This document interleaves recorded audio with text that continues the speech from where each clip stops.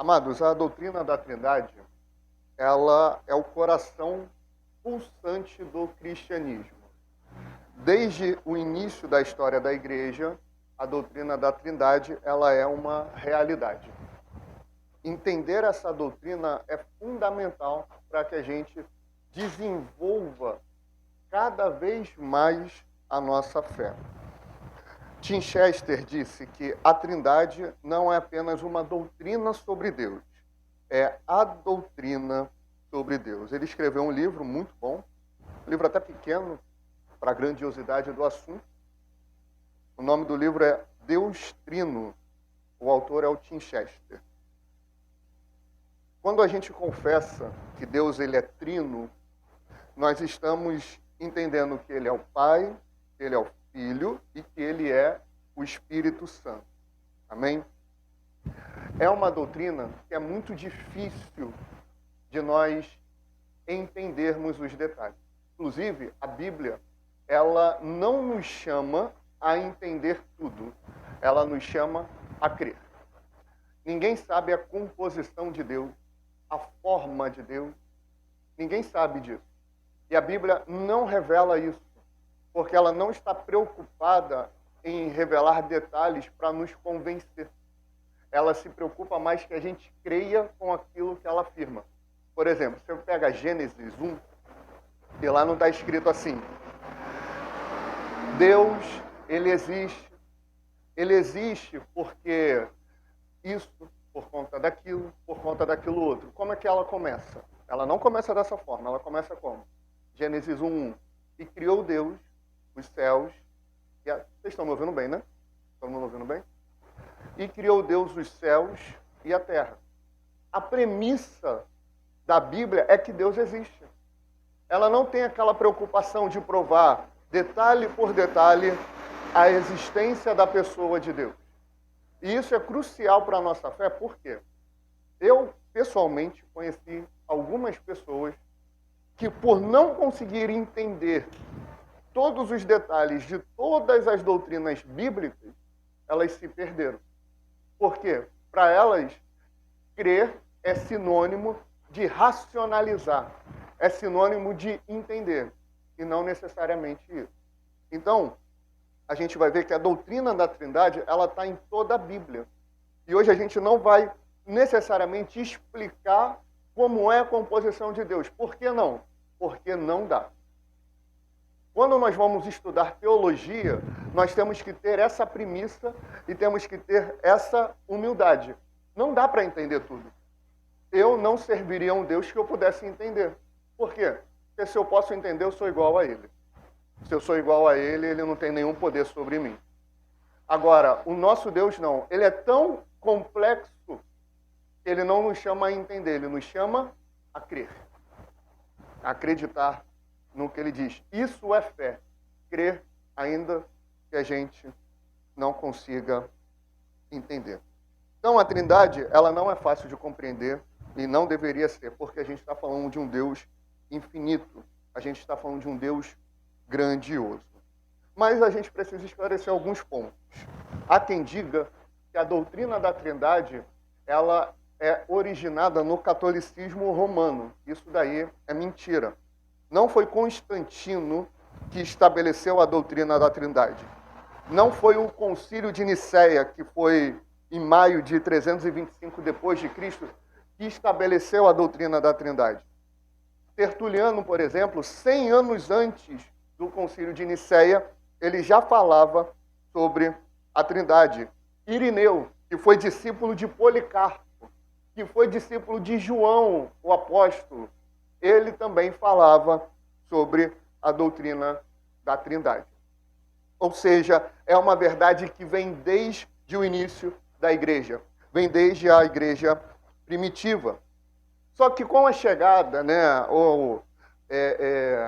a expansão do judaísmo messiânico, das testemunhas de Jeová, essa doutrina ela perdeu um pouco de força, porque eles colocam em xeque a divindade de Jesus, a divindade do Espírito, e hoje, e nas próximas 3 aulas, quando vamos falar sobre a teontologia, que é a doutrina sobre o Deus Pai, a cristologia, que é a doutrina sobre o Filho, e a paracletologia, que é a doutrina sobre o Espírito, nós vamos entender tanto como eles agem e a sua divindade. Hoje a gente vai se deter à Trindade. A palavra Trindade ela não vai aparecer na Bíblia. Então não adianta abrir o aplicativo da Bíblia, abrir o Bíblia Online no computador, ou pegar a chave bíblica, né, para quem é do papel ali, né, e procurar, vai lá no T, Trindade, não vai encontrar essa palavra. Teologia não se faz dessa forma, como se a gente fosse simplesmente procurar um termo e achar. A gente precisa entender o seu conceito revelado. Primeiro ponto para entender a Trindade, o fundamento da Trindade, é que nós somos monoteístas. O que é ser monoteísta? Nós servimos apenas um Deus. O cristianismo ele é radicalmente monoteísta, ou seja, nós não adoramos três deuses, não somos triteístas, nós também não somos modalistas. O que é isso? Nós acreditamos que é um Deus que se manifesta de três formas. Não é isso. Há quem diga que Deus ora se manifesta como Pai, outro momento se manifesta como Filho e outro momento como o Espírito Santo. Nós não acreditamos nisso. Isso é modalismo. Nós vamos refutar essas heresias logo mais. Nós caminhamos de acordo com o Shema, que foi a identidade que Deus deu a si mesmo para que o povo judeu, ou melhor, Israel, cresce nisso. Eles tinham uma oração que eles faziam toda manhã, quando acordavam, e toda noite, antes de dormir. Essa oração eles falavam assim: Shema Israel Adonai, Elohenu Adonai Echad. Isso significa: ouve Israel, o Senhor, o nosso Deus, é o único Senhor. Deuteronômio 6:4. Por que foi fundamental que Deus se revelasse como o único Senhor? Quando ele chama Abraão, e nós precisamos entender que o Antigo Testamento ele tem uma revelação progressiva.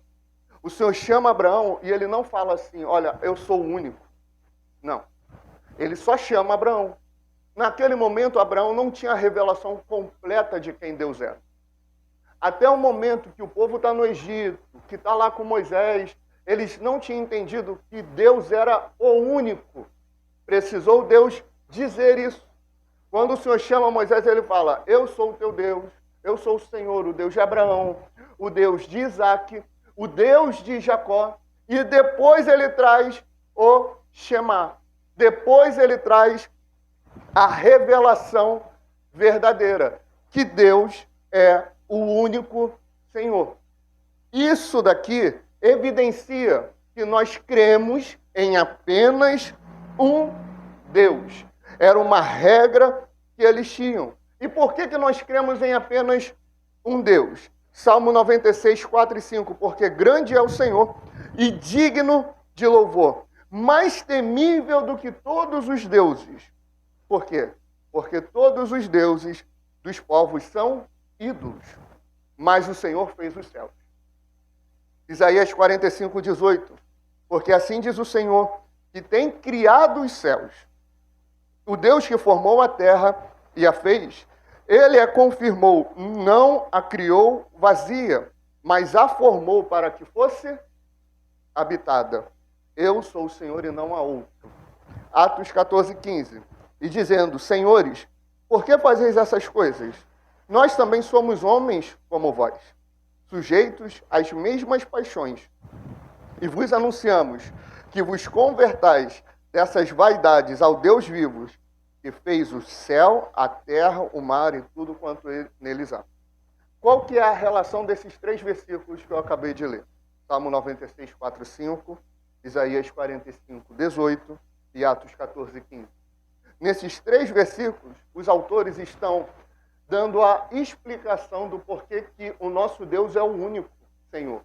Porque ele criou tudo. Ou seja, só pode ser Senhor aquele que criou. É aquela história, né, que as mães falam assim: olha, o meu filho pode fazer o que for de errado, mas quem corrige sou eu, não é o outro. Por que a mãe, por que o pai traz para si essa prerrogativa? Porque quem formou, quem gerou esse filho, foram eles. Amém? Você não vai ficar feliz se ver uma pessoa, seja um irmão em Cristo, seja uma outra pessoa na rua, chamando a atenção do teu filho. Que a pessoa vá, fale com você, não é? Olha, teu filho fez isso, isso, isso, aí você vai e corrige o teu filho. A criação, ela é a assinatura de Deus mostrando, eu sou o único Senhor. Porque eu tenho o poder de criar. Nenhum outro Deus tem. Eu, o Deus Trino, consigo. No monoteísmo, nós vemos e conseguimos entender a revelação de Deus. Deuteronômio 4, 35 e 39. A ti te foi mostrado para que soubesses que o Senhor é Deus. Nenhum outro há senão nele. Por isso, hoje saberás e refletirás no teu coração que só o Senhor é Deus. Em cima no céu e embaixo na terra não há outro. Então, a revelação do Shema é que Deus, ele é o único Senhor. E por que isso vai implicar na nossa vida cristã? É muito simples. O Shema, ele vai evidenciar que Deus, ele não se revela de várias formas.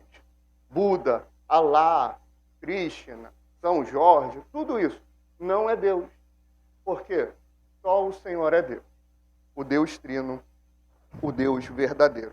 E o monoteísmo, ele foi influenciando no Antigo Testamento muitas nações. A gente tem um episódio de 1 Samuel 5, verso 1 a 5, quando os ídolos se prostraram diante da Arca da Aliança. Aquilo é uma evidência da influência monoteísta. Segundo Reis 5,17, a gente tem um episódio de Naamã, quando ele é curado, e ele diz assim, se não queres, desce a esse teu servo uma carga de terra que baixe para carregar 2 mulas, porque nunca mais oferecerá esse teu servo holocausto nem sacrifício a outros deuses, senão ao Senhor.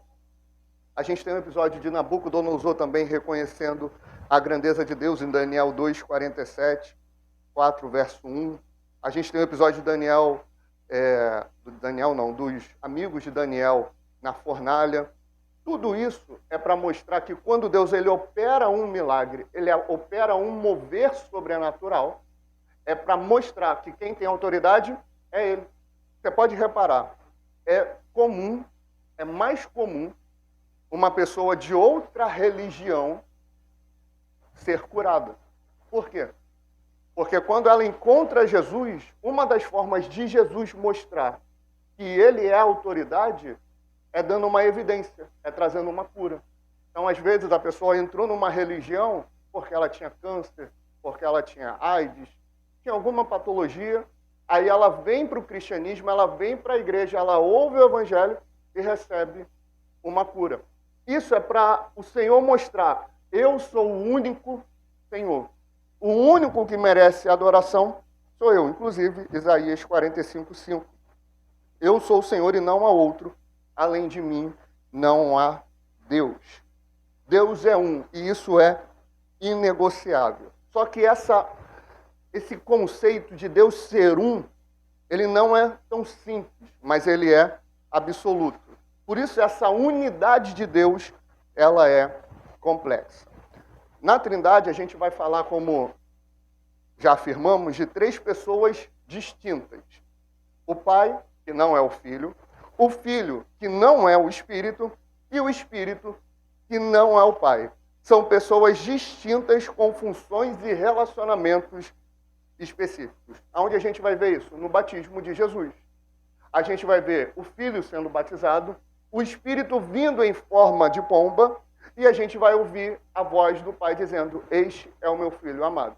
Não é versões diferentes de Deus. São 3 pessoas que compõem a Trindade.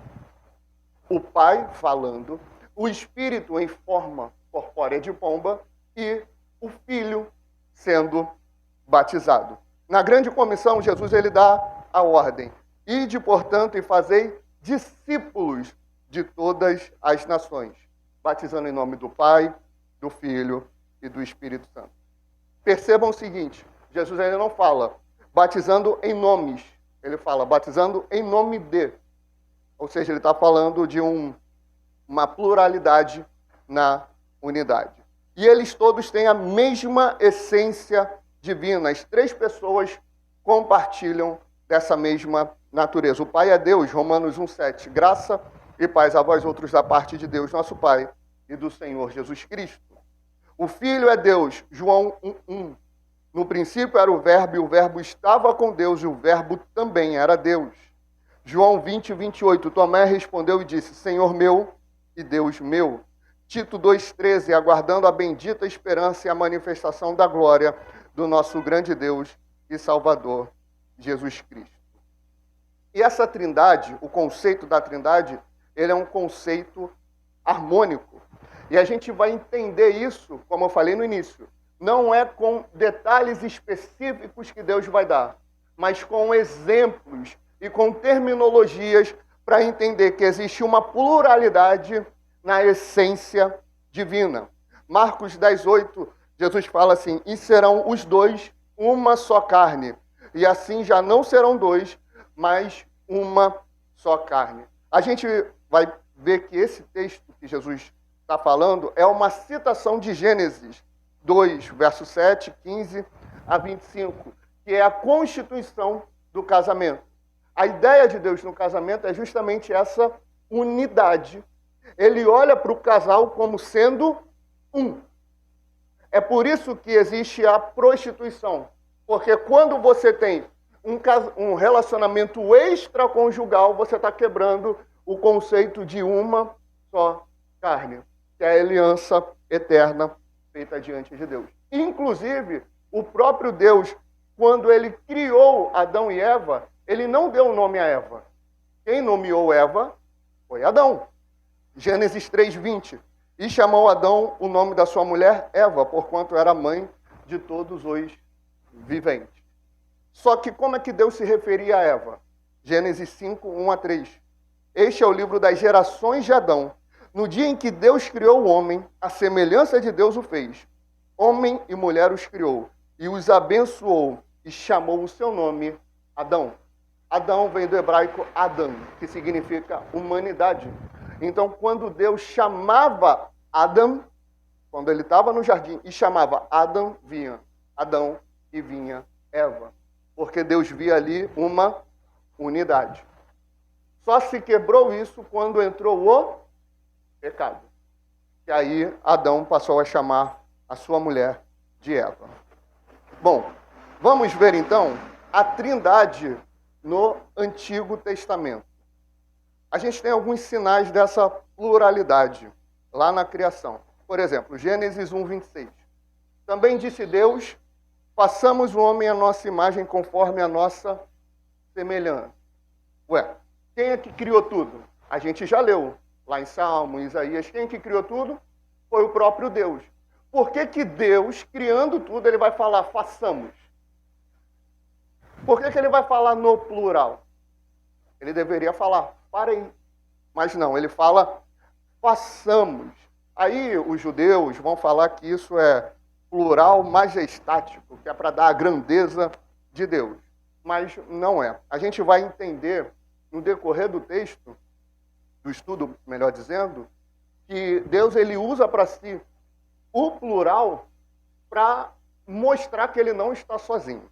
Gênesis 3:22. Então disse o Senhor Deus, eis que o homem é como um de nós. Não é como um eu, ele é como um de nós. Sabendo o bem e o mal, ora, para que não estenda a sua mão e tome também da árvore da vida e viva eternamente. Isaías 6:8. Depois disto, ouvi a voz do Senhor, que dizia, a quem enviarei? Singular. E quem há de ir? Por nós, coletivo. Então disse eu, eis-me aqui, envia-me a mim. Gênesis 11, 6 e 7. E o Senhor disse, eis que o povo é um, e todos têm uma mesma língua, e isto é o que começam a fazer. E agora não haverá restrição para tudo o que eles intentarem fazer. Eia, desçamos e confundamos ali a sua língua, para que não entenda um a língua do outro. Pluralidade. Ele não está falando no singular. A gente tem a revelação do anjo do Senhor no Antigo Testamento, e essa revelação traz para ele a prerrogativa do divino. Olha comigo, Êxodo 3:2 diz assim: E apareceu-lhe o anjo do Senhor em uma chama de fogo no meio de uma sarça. E olhou, e eis que a sarça ardia no fogo, e a sarça não se consumia. E Moisés disse: Agora me virarei para lá, e verei esta grande visão, porque a sarça não se queima. E vendo o Senhor, que se virava para ver, bradou Deus a ele do meio da sarça e disse: Moisés, Moisés. Respondeu: Eis-me aqui. E disse: Não te chegues para cá. Tira o sapato de teus pés, porque o lugar em que tu estás é terra santa. Disse mais: Eu sou Deus de teu pai, Deus de Abraão, de Isaque, de Jacó. E Moisés encobriu seu rosto, porque temeu olhar para Deus. Aparece o anjo do Senhor e fala que ele é o próprio Deus. Anjo do Senhor é o que nós chamamos de teofania, uma aparição de Cristo no Antigo Testamento. O Espírito de Deus aparecendo. Gênesis 1:2, o Espírito de Deus pairava sobre a face das águas. Isaías 61:1, o Espírito do Senhor Deus está sobre mim, porque o Senhor me ungiu. A gente tem a bênção sacerdotal, que é a bênção araônica. Números 6:24-26, o Senhor te abençoe e te guarde. O Senhor faça resplandecer o rosto sobre ti e tenha misericórdia de ti. O Senhor sobre ti levante o teu rosto e te dê a paz. Quantas vezes aparece o termo Senhor aqui? 3. O Senhor te abençoe e te guarde. O Senhor faça resplandecer o rosto sobre ti e tenha misericórdia de ti. O Senhor sobre ti levante o teu rosto e te dê a paz. É uma revelação de que existe uma trindade por trás agindo. Como eu falei, no Antigo Testamento a gente vai ver que essa revelação ela é progressiva. No Novo Testamento a gente vai ver o conceito da trindade atingindo o seu ápice. Elohim é um termo que traz essa ideia de pluralidade. Tanto que alguns vão discutir, né? Você está falando de um Deus só ou de deuses. Mas a ideia é que se fala de um Deus, mas no conceito plural. Por exemplo, quando aparece, no princípio criou Deus os céus e a terra, o que está lá é, no princípio criou Elohim os céus e a terra. Então é uma ideia de pluralidade. Existe no hebraico um termo para se referir a Deus de forma singular. Esse termo é Eloá, Elohim, E-L-O-H-I-M. O singular seria Eloá, E-L-O-A-H. A gente vai ver Jó se referindo a Deus muito como Eloá. Mas a maioria das vezes no Antigo Testamento, que está em hebraico, que aparece essa referência à pessoa de Deus, é Elohim, que é um termo plural. Isso é importante para que a gente entenda que Deus ele vai se manifestando e ele tinha alternativa. Porque uma coisa é só ter a palavra Elohim, mas não, tem Elohim, que é plural, e tem Eloá, que é o singular. Aparece Elohim, está se referindo à pessoa de Deus. E tem outros dois termos, quando a gente fala de unidade e pluralidade e divindade, que são importantes entendermos. O primeiro é Errad. Errad é E-C-H-A-D. Escreve Echad, mas se pronuncia Errad. E Yahid, que se escreve Y-A-C-H-Y-I-D. Ambos os termos, eles vão se referir a uma unidade. Mas Errad, ele significa uma unidade composta. E Yahid significa uma unidade solitária, sozinho, só. A gente vai ver, por exemplo, Juízes 11:34, quando fala, vindo, pois, Jefté a Mispa, a sua casa, eis que a sua filha lhe saiu ao encontro com adufes e com danças, e ela era a única filha. Esse termo única é Ihad, que significa solitária, sozinha. Todas as outras vezes que vai mostrar Deus, o nós, vai mostrar o façamos, sempre vai estar acompanhado do Ehad, que significa uma unidade composta. Quando vai falar lá em Deuteronômio 6,4, Shema Israel Adonai, quando vai falar, ouve, ó Israel, o Senhor é o único, o que está ali é Ehad, que é a unidade composta. Ou seja, Moisés, ele poderia ter se referido a Deus como Yahid, como se ele fosse sozinho, como se ele estivesse solitário no céu desde antes da criação. Mas ele não estava. Porque ele não fala Ehad, aliás, ele não fala Yahid. Confunde. Eu não falo nem português direito, aí quero me meter a falar hebraico. Ele não fala Yahid, que é solitário. Tem um texto, tem aqui, ó, Salmo 68:6. Deus faz que o solitário viva em família. Solitário é o quê? Yahid, que é o sozinho. Não tem ninguém. O Ehad é a unidade composta. Nós somos, eu, Vitor, sou um membro da Aliança Cristã. O é o quê? Ehad. Agora, eu sou igreja, sozinho, na minha casa. Eu sou herege, primeiro, né? Segundo, eu sou Yahid, eu estou solitário. Entende? Entenderam? Ehad, eu faço parte de um todo. Yahid, eu estou sozinho. É isso. Quando o Senhor vai tratar, vai usar esses termos, ele sempre traz para si Elohim e Ehad. Elohim, Deus no plural. Ehad faz parte de um todo. Yahid, solitário, sozinho. Eloá, um Deus, uma só pessoa solitária. E a gente vai ter um tratado interessante que Isaías vai trazer, Isaías 48, 12 a 17. Dá-me ouvidos, ó Jacó, e tu, ó Israel, a quem chamei. Eu sou o mesmo, eu, o primeiro e também o último. Bom, aqui no 12. Quem é que está falando? É o Senhor, amém? Quem é que chamou Israel? Foi o Senhor. Quem que é o primeiro e também é o último? É o Senhor. No Novo Testamento, a gente tem essa revelação de quem é o primeiro e de quem é o último, que é Jesus. Então, quem está falando aqui? Jesus. Não está escrito Jesus, mas através dos textos bíblicos a gente entende que é ele que está falando. Verso 13. Também a minha mão fundou a terra e a minha destra mediu os céus a palmos. Eu os chamarei e aparecerão juntos. Ajuntai-vos todos vós e ouvi. Quem dentre eles tem anunciado estas coisas? O Senhor o amou e executará a sua vontade contra a Babilônia, e o seu braço será contra os caldeus. Eu o tenho falado. Também já o chamei e o trarei e farei próspero o seu caminho. Chegai-vos a mim. Ouvi isto.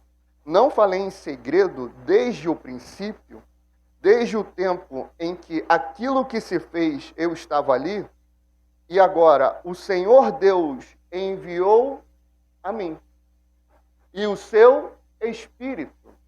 Assim diz o Senhor, o teu Redentor, o Santo de Israel. Eu sou o Senhor teu Deus, que te ensino o que é útil e te guia pelo caminho que deves andar. Isaías 48, do 12 até o 15, Jesus está falando. No 16, ele continua falando. Chegai-vos a mim. Ouvi isto. Não falei em segredo desde o princípio, desde o tempo em que aquilo se fez, eu estava ali. E agora, o Senhor Deus, ele está se referindo ao Pai, enviou a mim. E o seu Espírito. Então, a gente tem uma alusão clara da Trindade no Antigo Testamento, em Isaías 48, do 12 ao 17. Agora, no Novo Testamento, a gente vai ter essa revelação mais ampliada e mais clara. João 1, verso 14 diz, e o Verbo se fez carne e habitou entre nós, cheio de graça e de verdade, e vimos a sua glória como a glória do unigênito do Pai. João 10, 30, eu e o Pai somos um. João 14:9, quem vê a mim, vê o Pai. Como já falamos no início, não é modalismo, mas é um com o Pai em essência. Eu e a minha esposa somos um em essência, mas somos duas pessoas distintas. É dessa forma que Deus vê. O Espírito Santo, no Novo Testamento, tem a revelação do seu envio. Jesus fala em João 14:16, e eu rogarei ao Pai, e ele vos dará outro Consolador, a fim que esteja para sempre convosco, o Espírito da verdade. Quando ele fala outro, esse termo no grego é allos. Allos significa outro da mesma espécie. Então esse outro Consolador que eu vou enviar é um outro igual a mim. Ele vai continuar a minha obra, ele tem a minha essência, só que ele é distinto de mim. É uma outra pessoa. E a gente também tem Atos 5, quando tem aquele episódio de Ananias e Safira, e eles se referem ao Espírito Santo como Deus. Vamos ver textos específicos sobre a Trindade. 2 Coríntios 13:13. A graça do Senhor Jesus e o amor de Deus e a comunhão do Espírito sejam com todos vós. 1 Pedro 1:2. Eleitos segundo a presciência de Deus, o Pai, em santificação do Espírito, para a obediência e a aspersão de Jesus Cristo. A doxologia trinitária, ou seja, a adoração, a reverência à Trindade. Portanto, ide fazer discípulos de todas as nações, batizando-os em nome do Pai, do Filho e do Espírito Santo. Bom, isso posto, vamos entender algumas heresias sobre a Trindade. O que não é Trindade? O modalismo, como a gente já falou, que não é Deus se manifestando de forma distinta. Tem ali, em um momento se manifesta como Filho, em outro momento se manifesta como Pai, em outro momento se manifesta como Espírito. Porque se fosse assim, não faria o menor sentido Jesus orar para si mesmo. Quando ele ora, ele está falando com quem? Com o Pai. Aí vão dizer que ali, naquele momento que Jesus se manifestou, saiu uma coisa bem desenho, né?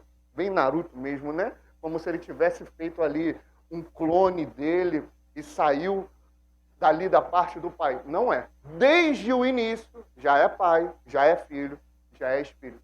São distintos entre si. A Bíblia nos mostra as três pessoas simultaneamente, como a gente já leu em Mateus 3:16 e 17. Tem o arianismo, que é a ideia de que Jesus é a primeira criatura de Deus, exaltada, mas não é Deus por natureza. Os testemunhos de Jeová acreditam nisso. João 1 afirma que ele era o Verbo. Colossenses 1 diz que todas as coisas, ou seja, todas as coisas, não é parte de todas as coisas. Está dizendo, todas as coisas foram criadas por Cristo. Ele estava no início, na criação. Então, tudo foi feito por ele, sem ele, nada do que foi feito se fez. Então, Jesus ele não é criado. Ele está com o Pai desde antes da eternidade. Inclusive, o sangue do Cordeiro, ele nos limpa, o plano da redenção existe desde antes da fundação do mundo. Crer que Jesus é criado é heresia, historicamente, na igreja. Triteísmo é o erro de acreditar em três deuses separados. Existe o modalismo. O que é o modalismo? É uma pessoa que se apresenta de formas diferentes, e o triteísmo são três deuses diferentes. Mas o que nós falamos no início? Nós somos monoteístas. Acreditamos em um único Deus. Pastor, eu não entendo. Eu também não, irmão. É o que a Bíblia revela. São três pessoas, é um Deus, e a gente foi chamado a crer, não a entender tudo nos mínimos detalhes. Subordinacionismo, como se o Filho fosse subordinado ao Pai e o Espírito fosse subordinado ao Filho e ao Pai. Existe uma subordinação funcional em um momento. Qual é o momento? Quando Jesus está em carne, está executando a obra de Deus, cheio do Espírito Santo. Nesse momento, ele inclusive fala, eu fiz tudo o que o meu Pai mandou. Essa é a vontade do Pai. Ele está se submetendo ali, mas em essência, eles são iguais, têm a mesma autoridade. É estranho isso? Não tem que ser estranho. Nós estamos aqui em igreja, amém? Quem que o Senhor colocou para pastorear a aliança cristã? Eu. Quer dizer que eu sou superior a vocês? Sou superior a vocês? É uma subordinação funcional. É para uma missão específica. Mas, em essência, sou superior? Algum pastor é superior a algum membro de igreja? Pastor é superior a diácono, obreiro, a profeta, a mestre? O apóstolo é superior ao pastor? Não. É uma hierarquia funcional para que o projeto de Deus seja concretizado. Em essência, somos todos iguais. Algumas coisas parecem que são estranhas, mas quando a gente passa a analisar, a gente vê que a gente já vive isso de alguma forma. O conceito de unidade da igreja, o conceito do casamento já reflete o que é a pessoa de Deus. Bom, por que a Trindade é importante? Primeiro, nós temos que conhecer Deus. Bom, o objetivo da nossa vida, o propósito da nossa existência é conhecer Deus. Paulo fala sobre isso, que Deus nos criou para que o buscassem. Oséias fala que o povo é destruído porque falta conhecimento. Não é conhecimento acadêmico, não é conhecimento de faculdade, seminário, é a pessoa de Deus. E como é que Deus se revela? Trindade. Pai, Filho e Espírito Santo. Mas, entendendo isso, primeiro ponto do porquê que a Trindade importa. A Trindade fundamenta o Evangelho. Sem a Trindade, irmãos, não há salvação. O Pai planejou a redenção, Efésios 1, de 4 a 5. O Filho executou a redenção na cruz, Efésios 1, 7. E o Espírito aplica a redenção aos eleitos, Efésios 1, 13 e 14. Tim Chester, daquele livro Deus Trino, ele vai escrever que a salvação é uma obra trinitária. O Pai nos escolhe, o Filho nos redime, o Espírito nos sela. Segundo ponto do porquê a Trindade é importante, o conceito, entender a Trindade, por que é importante? Porque a Trindade define o amor. Deus ele não aprendeu a amar quando ele criou a humanidade. Deus ele já amava desde sempre.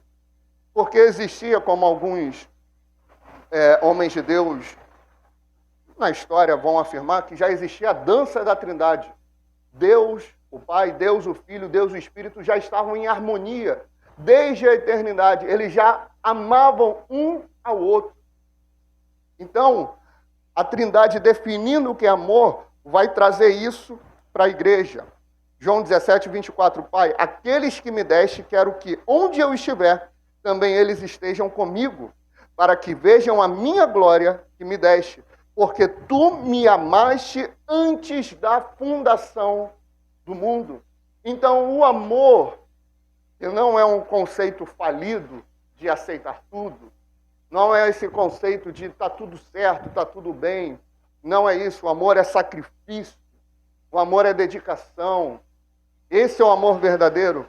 Esse conceito de amor, ele já existe desde antes do mundo existir. O amor vem antes da própria existência. E terceiro ponto, a Trindade molda a igreja.